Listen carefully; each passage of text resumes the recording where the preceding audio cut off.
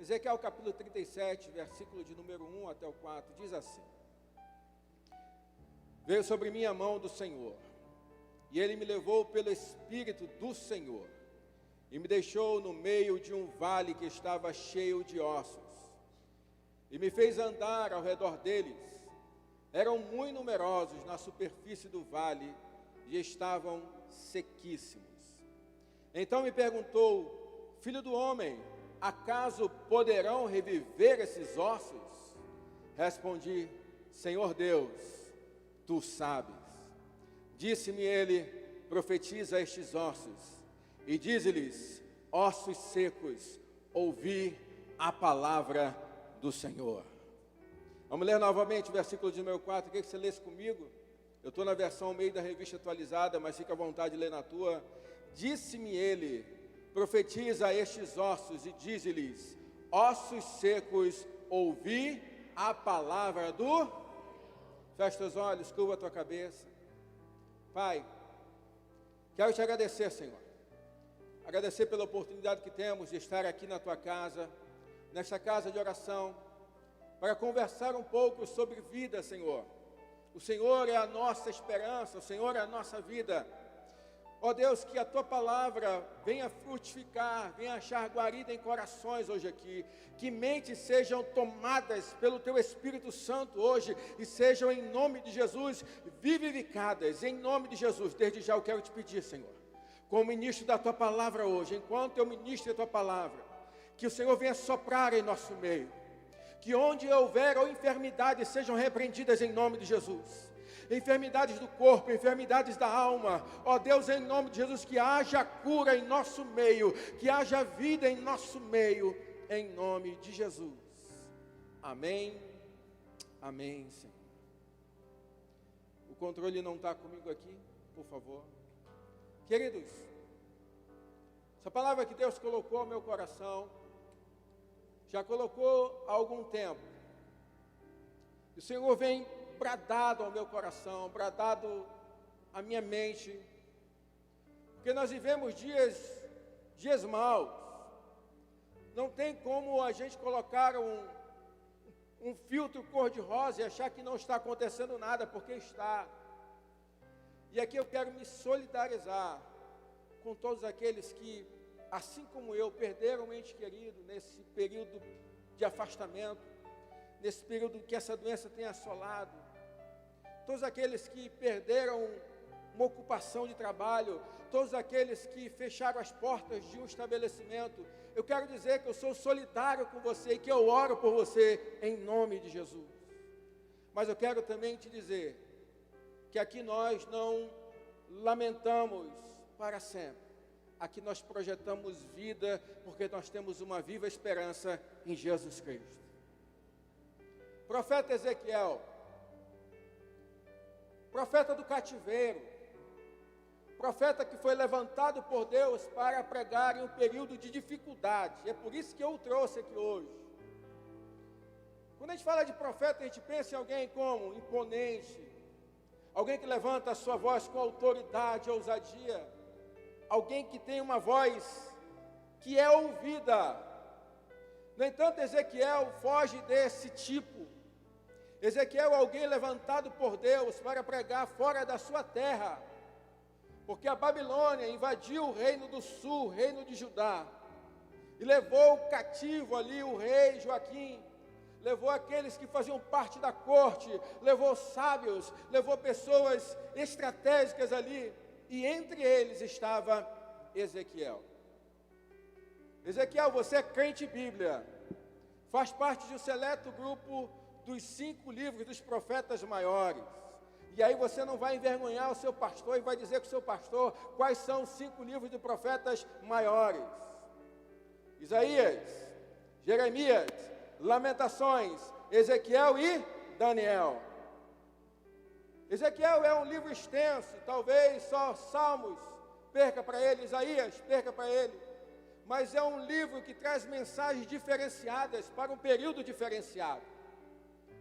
Era um tempo de dor, era um tempo de morte, era um tempo em que as pessoas tiveram que sair das suas casas, abandonaram os seus negócios, abandonaram as suas famílias. Pessoas morreram naquela caminhada. E Ezequiel é levantado ali naquele momento para dizer: reflitam acerca da vida espiritual de vocês. Pois o Deus que um dia vocês viraram as costas é o Deus que vai reerguer essa nação do pó, que vai levar de volta o povo para a terra que Ele deu. Aquilo que o Senhor já começa dizendo para mim e para você, que Deus que falou por meio de Ezequiel, é o Deus que fala comigo e com você hoje, dizendo: no dia mau, na adversidade, no cativeiro, na dor, eu continuo falando com o meu povo, eu continuo ouvindo a oração do meu povo, eu continuo disposto a abençoar o meu povo.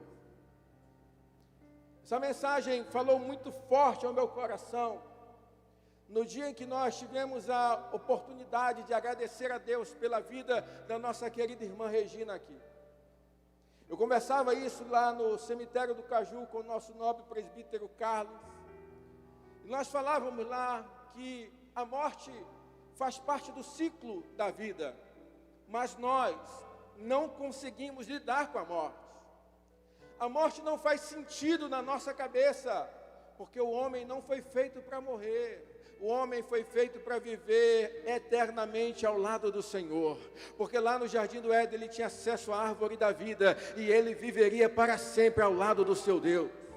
A morte é fruto do pecado, a doença é fruto do pecado. Tudo isso que nós estamos vivendo não é a ausência de Deus, mas é a presença do pecado. Deus continua no meio do seu povo, e Deus continua reinando absoluto no controle de tudo. Tem uma imagem que ali no cemitério do Caju me chocou muito. Eu nunca tinha tido a oportunidade de entrar lá no cemitério vertical. Os irmãos que estavam lá, Avelino, presbítero Carlos, irmã Cláudia, vão saber do que eu estou falando. Se você nunca foi lá no cemitério vertical do Caju, é isso aqui, olha. São verdadeiros prédios construídos para receber urnas, receber ali os caixões que são depositados em cada gaveta. E você percebe a quantidade, você está observando a quantidade. Agora imagine o que é você andar no meio desses corredores aqui. No dia que nós fomos lá agradecer a Deus pela vida da irmã Regina, quando eu andei no meio desses corredores, eu me senti pequeno, eu me senti pó e cinza, porque primeiro que o cheiro era de coisa podre ali. Verdade ou não, presbítero? Havia moscas ali no meio, havia insetos ali no meio. Eu lembro muito bem que a palavra dada naquele dia, que realmente a gente não vale absolutamente enquanto carne, nada. Querido, esse é o momento que a gente para, e Salomão fala isso, que é no luto que a gente reflete, e ali eu refleti a respeito disso. E eu lembrei exatamente dessa passagem de Ezequiel, capítulo 37. O profeta Ezequiel, profeta do cativeiro, é levado em visão para o meio de um vale de ossos secos. Ezequiel é levado para o meio do símbolo da morte. Ezequiel é deixado num local em que ele olhasse para um lado era morte, olhasse para o outro era morte.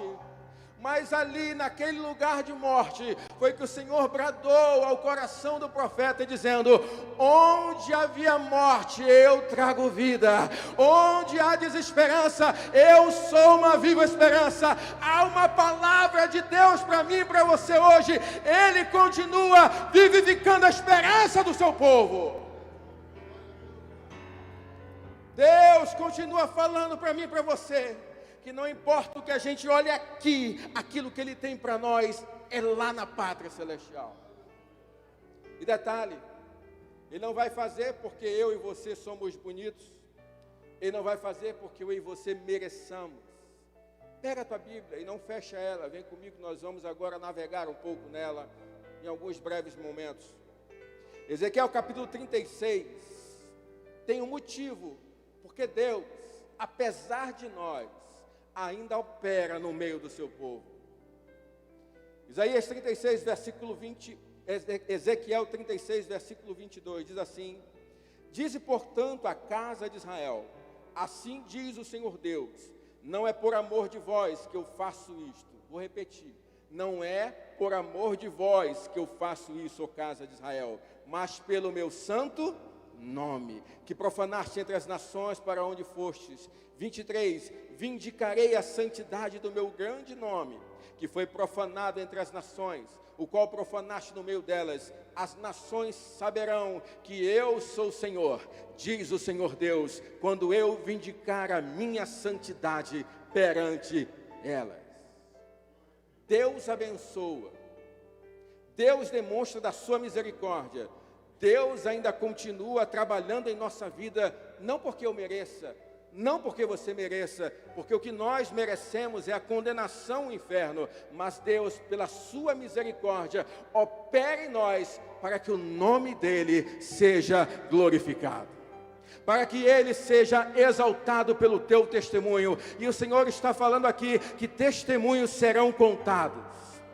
O vale de ossos secos será reconhecido por pessoas aqui, e terá o seu dia do fim por pessoas aqui, porque o Senhor quer fazer o nome dEle conhecido, o Senhor quer fazer o nome dEle glorificado, o Senhor quer fazer uma obra extraordinária na tua história, para Ele mostrar que Ele é Deus, que Ele é o Senhor, e que continua no controle de tudo, e nada foge ao seu controle. Ezequiel traz para nós. Mas aí eu penso, que verdades, Pedro, nós poderíamos extrair do vale de ossos secos para nós, para os nossos dias. Eu quero destacar aqui para vocês algumas delas. A primeira coisa que nós precisamos aprender é que nós precisamos identificar o vale de ossos secos em nossa vida. O pastor Reinaldo falou muito bem aqui enquanto ministrava a sua aula. Texto sem contexto é pretexto para a heresia. Quando a gente prega vale de ossos secos e age de maneira errada na pregação, não pegando o contexto, porque se tem uma coisa bela no texto de Ezequiel, que traz a interpretação autêntica, aquilo que nós chamamos de hermenêutica, quando o próprio autor interpreta aquilo que ele queria falar. Ezequiel capítulo 37, no versículo 11, vem comigo. Ezequiel capítulo 37, versículo 11, Deus diz ao profeta o que é aquele vale de ossos secos. Ezequiel 37, 11 diz assim: então me disse, filho do homem, estes ossos são toda a casa de Israel. Eis que dizem, os nossos ossos se secaram, e pereceu a nossa esperança, estamos de todo exterminados. O que Deus fala então para o profeta? Sabe o que é esse vale de ossos secos, Ezequiel? Esse vale de ossos secos é a esperança do meu povo. O meu povo perdeu a esperança, e porque eles perderam a esperança, eles estão como mortos em seus dias. Querido, o Senhor está falando para mim e para você, que se tem uma coisa que crente não pode perder é a esperança. Se tem uma coisa que crente não pode deixar de fazer é acreditar, porque a nossa esperança não está nos noticiários, a nossa esperança não está naquilo que nós vemos, a nossa esperança é o Jesus Cristo ressuscitado, que nem a morte foi capaz de segurar. Jesus é a nossa esperança. Agora eu e você precisamos identificar, Elivone, qual é o nosso vale. Talvez o teu vale seja uma doença, talvez o teu vale seja o luto, talvez o teu vale seja a falta de esperança, assim como Israel, talvez o teu vale seja uma porta fechada, talvez o teu vale seja a depressão, talvez o teu vale seja a ansiedade, talvez o teu vale seja o desistir da vida. Deus está dizendo, ei, olha para isso que está tomando a tua esperança. É ceia, ceia é dia de fazer um autoexame. Examine-se, o homem é a si mesmo. O Senhor está dizendo para mim e para você, o que tem segurado você, o que tem tirado a tua esperança, qual tem sido o teu vale de ossos secos. Identifica isso, pensa nisso, reflete nisso. Pensou nisso? A gente não para aqui. O que mais a gente aprende? Que não podemos ficar paralisados em meio ao nosso vale. Pastor, onde é que está isso? Ezequiel 37, versículos 1 e 2. Versículo 1 diz: veio sobre mim a mão do Senhor. Ele me levou pelo Espírito do Senhor e me deixou no meio de um vale que estava cheio de quê? De ossos. E me fez o quê? E me fez o quê? Fale comigo, andar. Fale comigo, andar. Ao redor deles eram muito numerosos na superfície do vale e estavam sequíssimos. Queridos, uma coisa nós precisamos entender: que o cenário do profeta Ezequiel era o pior possível. Ele foi confrontado com a realidade do povo de Israel, e ele era o profeta. É como se Deus estivesse esfregando a realidade nos olhos de Ezequiel, dizendo assim: você está profetizando para um povo que não tem esperança, você está profetizando para um povo que não acredita mais, você está profetizando, está perdendo o teu tempo, Ezequiel. E Deus às vezes nos confronta com a realidade da nossa vida. Deus às vezes nos confronta com a notícia da morte. Deus às vezes nos confronta com o luto. Deus às vezes nos confronta com a ansiedade, com a depressão. Deus às vezes nos confronta com a nossa esperança sendo destruída. Deus às vezes mostra para nós aquilo que é o nosso vale. Mas Deus diz: não para nesse vale. Anda. Enquanto você estiver caminhando, Deus é contigo. Enquanto você estiver caminhando na caminhada cristã, Ele vai dirigindo os teus passos. Eu tropeço aqui, mas o Senhor sustenta a minha mão. Tem um osso aqui, mas o Senhor diz: levanta que eu serei contigo. Eu caio na depressão e na ansiedade, o Senhor sopra a paz dEle na nossa alma e na nossa mente. O que eu não posso é deixar de caminhar. O que eu não posso é desistir. Hebreus fala isso para nós. Nós não somos daqueles que retrocedem, mas nós somos daqueles que andam, que caminham para a frente em Jesus Cristo, na viva esperança do Senhor. Nós temos uma viva esperança. Quando nós tivemos no fim de semana passado, ali no culto de ação de graças pelo vida do pastor Benoni, o versículo-chave foi Isaías capítulo 41. Pega aí. Isaías 41, versículo 10. Que diz assim: eu vou esperar você. Que é para você marcar isso aí. No meio do vale, lembra disso. Você não está sozinho. Deus é contigo. Deus pode te ajudar. Deus pode mudar o teu cenário. Deus pode mudar essa realidade. Se alguém que pode fazer, esse é Deus. Se alguém que pode mudar, esse é o Senhor que nós servimos. E Ele te diz: filho, você não está sozinho. Isaías 41:10 diz assim: não temas, porque eu sou contigo. Não te assombres, porque eu sou o teu Deus. Eu te fortaleço e te ajudo e te sustento com a minha destra fiel. Eu quero te dar um conselho hoje, de pastor, de amigo. Cola isso no teu espelho. Antes de sair de casa, lê. Isso é para você, filho. Filho, não temas, porque eu sou contigo. Não te assombres, porque eu sou o teu Deus. Eu te fortaleço e te ajudo e te sustento com a minha destra. Deus é contigo no bom dia, e Deus é contigo também no mau dia. É aquele que, quando há só um fio de esperança, é Ele que nos faz continuar na caminhada. Além disso, nós precisamos aprender que devemos apresentar uma fé racional e responsável. Ezequiel 37, versículo 3. E eu sempre achei esse versículo muito interessante. Ezequiel 37 diz assim, 3. Então me perguntou: filho do homem, acaso poderão reviver esses ossos? Respondi: Senhor Deus, tu sabes. Será que Deus não sabia? Estou perguntando para você, será que Deus não sabia aquilo que Ele poderia fazer ali? Ele pergunta para o profeta, será que esses ossos podem reviver? Ei, sabe o que eu quero te ensinar hoje aqui, que Deus falou ao meu coração? É que naquilo que é o salto da fé, Deus não vai fazer. O salto da fé quem vai dar é você. Quando Jesus curava, ele dizia: pela tua fé, pela tua declaração, Pedro, por causa da tua fé, por causa que você acreditou, por causa que você confiou. Deus está falando agora, Pedro. Deus está falando agora, irmã Eliana, está dizendo: nessa situação, você crê que Deus pode mudar? Essa situação, Marcela, você crê que Deus pode mudar? Você acha que Deus pode fazer? Deus está nos chamando a ter uma fé racional, a responder todos os dias: por que eu estou aqui? Por que eu estou aqui, Fernanda? Por que eu estou aqui, Willa? Por que nós viemos à igreja no domingo pela manhã? Por que você está aqui? Eu não sei você, mas eu estou aqui porque eu acredito que não há melhor lugar para eu estar.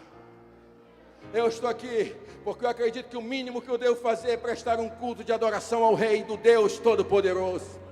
Eu estou aqui porque eu sei que enquanto mais eu entrego aqui, mais Ele, pela sua misericórdia, toma conta de mim, me livra nos dias maus, me sustenta em meio à dificuldade. Quando eu estou aqui, a minha fé é fortalecida, é vivificada. Eu olho para o meu irmão e eu digo assim: porque você está aqui, eu continuo acreditando. Porque você está aqui, eu continuo crendo. Nós vamos caminhar juntos até a Nova Jerusalém.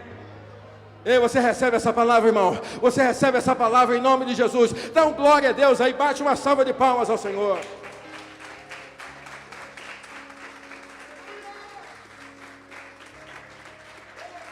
Aleluia. Deus é fiel, querido. Deus é fiel. Aleluia. Mas a chave para mesmo no vale de ossos secos nós continuarmos a acreditar é essa aqui, olha. A chave da esperança é conhecer o Deus a quem nós servimos. A pior tristeza que eu sinto no meu coração,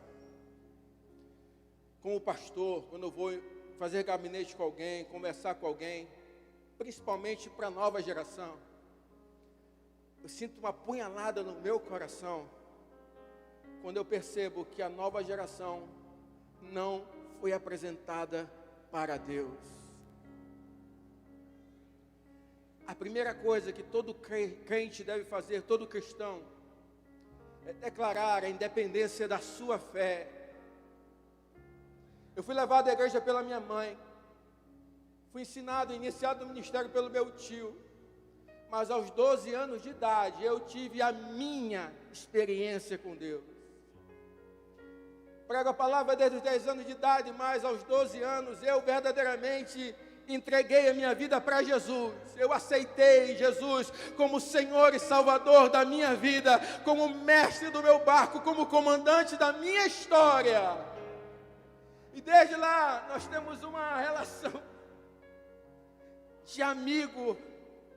Deus é o nosso amigo, Deus é o nosso Pai, Deus cuida de nós. Só que como eu percebo isso, como eu entendo isso, conhecendo Ele? Primeiro eu conheço os atributos de Deus pela sua criação, como Paulo nos ensina. Mas depois eu tenho que mergulhar obrigatoriamente onde Deus decidiu se revelar, que é pela sua palavra. É por isso que eu sou chato na tua vida. É por isso que eu sei que você já está orando até o pastor ir embora. Vai, pastor, embora daqui. Mas o que eu te falo, irmão, tem intimidade com a palavra de Deus. Ela é a bússola do crente. Ele é o mapa da revelação de Deus para o homem. É quando a gente pega a Bíblia e mergulha nela, é que a gente vai vendo o quanto Deus é bom, o quanto Deus é poderoso, o quanto o meu vale é possível que Deus mude a realidade dele. Aleluia! Ezequiel 37, versículo 5, diz assim: assim diz o Senhor, Deus a estes ossos: eis que farei entrar o Espírito em vós e vivereis, porém tendões sobre vós, farei crescer carne sobre vós estenderei pele, e porei em vós o espírito, e vivereis. E aí vem comigo, olha só, e sabereis que eu sou o... Esse é o teu Deus, querido, o teu Deus que pode fazer milagres, o Deus que pode mudar histórias, o Deus que muda cenários e realidade. Não admita viver uma vida medíocre de cristianismo. O cristianismo nos convida para nos desafiar todos os dias a uma nova vida de intimidade, de experiência e conhecimento com Ele. Eu quero te dizer, você não vai se arrepender dessa jornada. Continua nela, caminha nela. Deus é contigo, Ele pode mudar a tua história. Quando você conhecer o Deus a quem você serve, você vai olhar para a tribulação e vai dizer: ei, tribulação, quem és tu diante do meu Deus Todo-Poderoso? Você vai olhar para o luto e dizer: ei, eu sofro pela saudade aqui, mas lá na pátria celestial estaremos juntos novamente, porque lá viveremos juntos para sempre ao lado do Senhor. Eu sofro com a doença aqui, mas lá no céu eu terei um corpo glorificado, lá eu estarei para sempre ao lado do Senhor. A minha esperança não pode ser pautada na realidade humana. A minha esperança deve ser pautada naquilo que Deus prometeu e que com certeza vai fazer com cada um de nós. Se você sucumbir à falta de esperança, você vai estar conforme esse vale de ossos secos. Mas a última coisa que eu quero refletir com você nesta manhã, e nós vamos ceiar, é que nós vivemos uma época de morte. Nós vivemos uma época de falta de esperança, Josué. Nós olhamos para o nosso vale. Deus nos desafia às vezes a olhar a realidade nua e crua como ela é. Deus é assim. Deus não engana ninguém. Deus mostra realmente a nossa realidade. Mas, queridos, quando você observa Ezequiel 37, Deus não manda o profeta limpar o vale. Deus não manda o profeta chamar outras pessoas para darem um jeito ali. Sabe o que Deus manda fazer? Profetiza, profeta. Profetiza, profeta. O verbo profetar é muito levado ao engano hoje. Não é o ser um adivinho, não. Profetizar é falar da parte de Deus para o seu povo. Um profeta, ele desafiava, exortava, confrontava. Ele mostrava a real situação ao povo e chamava ao arrependimento. Mas um profeta, acima de tudo, é aquele que traz o querigma, a mensagem do Evangelho. O Evangelho que é vida. Então, aquilo que o Senhor traz para mim e para você, que a nossa obrigação é profetizar vida. E a vida é Jesus Cristo. No meio da tua dor, da tua situação, da tua adversidade, você vai falar sobre Jesus. Você vai orar Jesus. Você vai pregar Jesus. Você vai ensinar Jesus. E o que é falar de Jesus? É dizer aquelas palavras que o mestre diz: eu sou o caminho, a verdade e a vida. Quem crê em mim, ainda que esteja morto, viverá. Quem crê em mim, ainda que esteja morto, viverá. Ei, a promessa que Jesus traz para nós é uma promessa de vida. É aquilo que Martinho Lutero dizia: é o escândalo paradoxal da cruz de Cristo. É a morte que simboliza, a morte simbolizada pela cruz que traz vida. A maldição simbolizada pela cruz que traz bênção. É que quebra cadeias, é que quebra todo o jugo do pecado. Por causa de Jesus, você é livre em nome de Jesus. Por causa de Jesus, você é livre da condenação. Por causa de Jesus, você pode acreditar. Fica de pé em nome de Jesus. Louvor.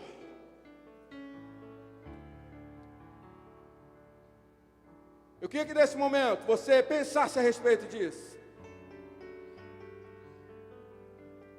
se colocasse no lugar do profeta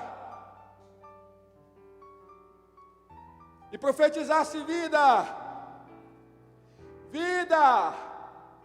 você vai falar: eu creio que meu Deus pode mudar, eu creio que Deus pode curar, eu creio que Deus pode levantar, eu creio que Deus pode trabalhar a minha alma, eu creio que Deus pode trabalhar a minha mente, eu creio que Deus vai abrir portas, eu creio que Deus pode fechar portas, eu creio que Deus pode dar sentenças, eu creio que Deus pode arquivar e desarquivar, eu creio. Profetiza!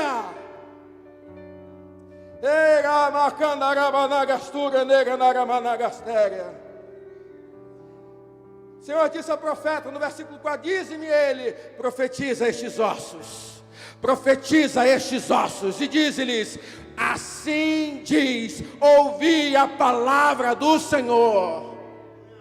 Você vai dizer para o teu problema aí, para o teu vale. Você não vai dizer aquilo que o prognóstico médico fala, você não vai dizer aquilo que a estatística fala, aquilo que a notícia fala. Você diz: ei, problema, ei, vale, assim diz o Senhor. A vida, a cura, a libertação, a esperança, há uma vivificação. Deus quer mudar a tua história. Deus te confronta com o vale, mas não quer que você fique no vale. Deus quer que você dê o brado de vitória. Deus quer que você profetize vida. Deus está dizendo assim: eu te levanto em meio ao caos para profetizar vida. Se tem uma coisa que a igreja precisa fazer em nossos dias, é dizer para o irmão que está sofrendo: conta comigo, conta com a minha oração, não desiste, continua nessa caminhada. Deus está te levantando no meio da tua casa, da tua família, para ser uma voz de esperança ali naquele lugar. Deus está te levantando no teu trabalho para dizer em nome de Jesus a esperança para nós, porque Jesus é a esperança.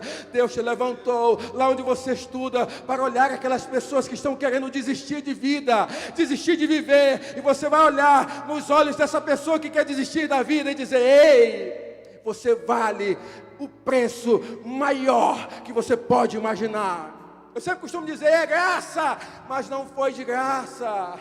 Jesus morreu por mim e por você na cruz do Calvário. Então dê valor a todos os dias da sua vida, porque você só está vivo, porque você só está de pé, porque o Senhor morreu na cruz e te sustentou até o dia chamado hoje. E se eu morrer amanhã? Amanhã eu estarei com o Senhor na pátria celestial. Ei, querido, crente não se entristece pela morte, crente celebra porque está sendo promovido e está ao lado do Senhor Deus Todo-Poderoso. Então o que me resta, pastor? Profetiza, profetiza. O Senhor pede para que você reflita agora do teu vale. E vamos cantar uma canção com o nosso louvor. Mas o Senhor está dizendo: não fica paralisado nesse vale, caminha. O Senhor vai pegar mãos agora. O Senhor vai carregar a gente no colo agora. O Senhor vai soprar em nosso meio um bálsamo. O Espírito Santo vai soprar o vento que acalma, o vento que dá esperança, o vento que cura, o vento que liberta, o vento que vivifica. Abre teu coração para Ele. Abre o coração para Jesus e diz: Senhor, entra no meu vale, Senhor. Profetiza a vida em meio a essa situação difícil. Profetiza a vida em meio a essa adversidade. Você não precisa ver, você precisa acreditar que o teu Deus pode mudar qualquer cenário. Apenas creia, apenas confia, em nome de Jesus.